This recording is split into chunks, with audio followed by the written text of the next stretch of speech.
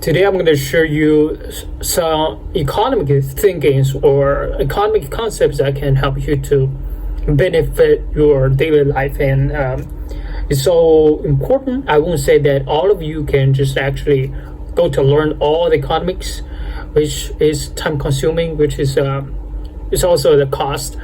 What I mean by that is the opportunity cost. It's a really important idea that if I decide to do something, what is the biggest things that I'm not going to do? What is something that I could have done but I didn't choose to do? What is the biggest cost? That is the biggest cost.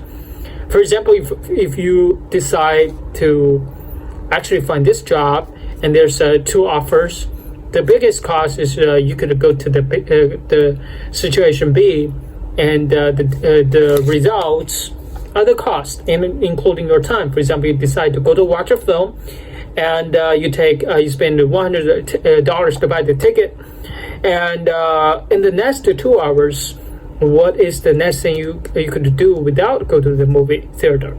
So probably you decide to you go into create values. You can write an article. So in the next 2 hours, what is the cost? The cost is not that $100. Its cost is except that $100, you can actually use that 2 hours to earn 100.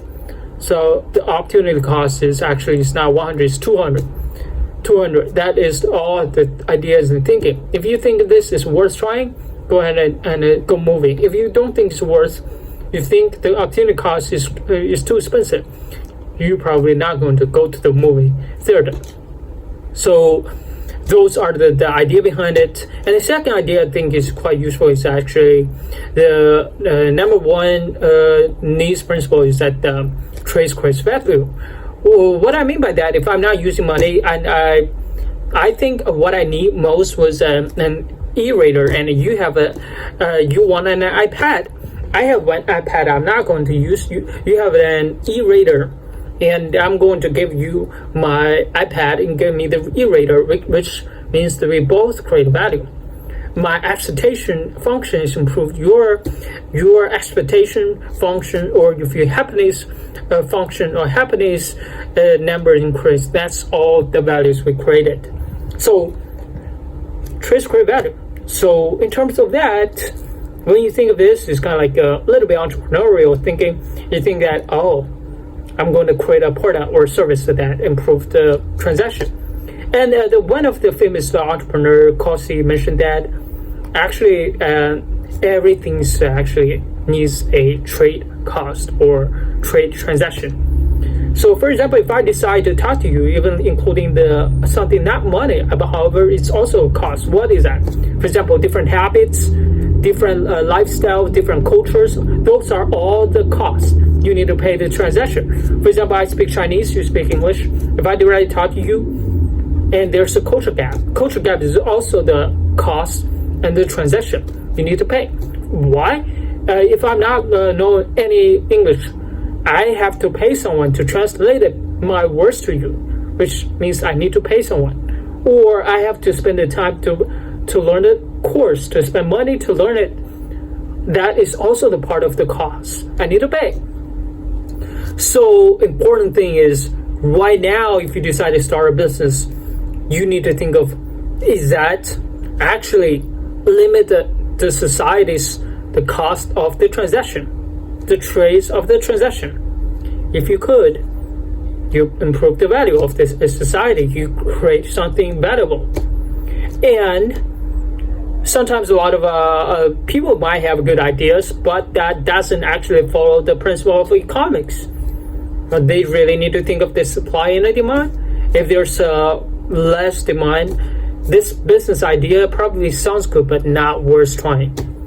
And for other reasons, for example, you decide to actually to build something, but you're actually, if they find that the market is highly demanded and there are few supply, that is good sign. That is good sign to try to do this, to do that. Start this business, probably good for you. And also you need to figure out the markets. If you can provide another concept called consumer surplus, you create more value. What I mean by that is consumer surplus is a simple idea. It is that you decide to give someone a product and they are willing to pay you $2, for example, and give it to him, and it actually creates real value is fine. The extra $3 for him, for the users, for the customers who buy it from you, will think, wow, that is something that benefit for them.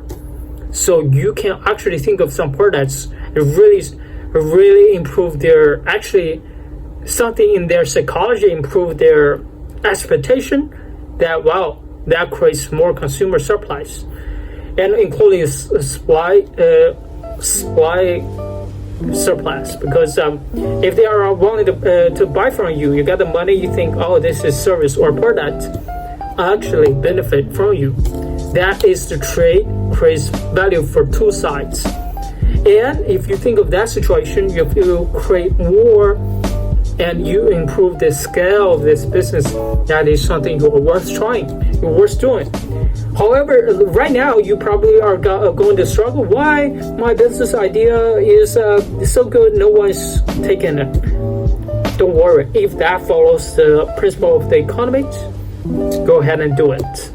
And is for other people, for entrepreneurs, for other investors, it might be too late for them to regret. You know the answer. Right now, the business overall, the market is kind of like a recession. It's a good time to start your startup and try to do it yourself. Try to believe in yourself. You are better than other people's thinking. Underestimated person is so charming. Underestimated assets is so cool. That's all I wanted to share to you. I hope you guys enjoyed this short video and take this economics ideas in your daily life so that you can make better decisions. And I see you on the next one. Peace out.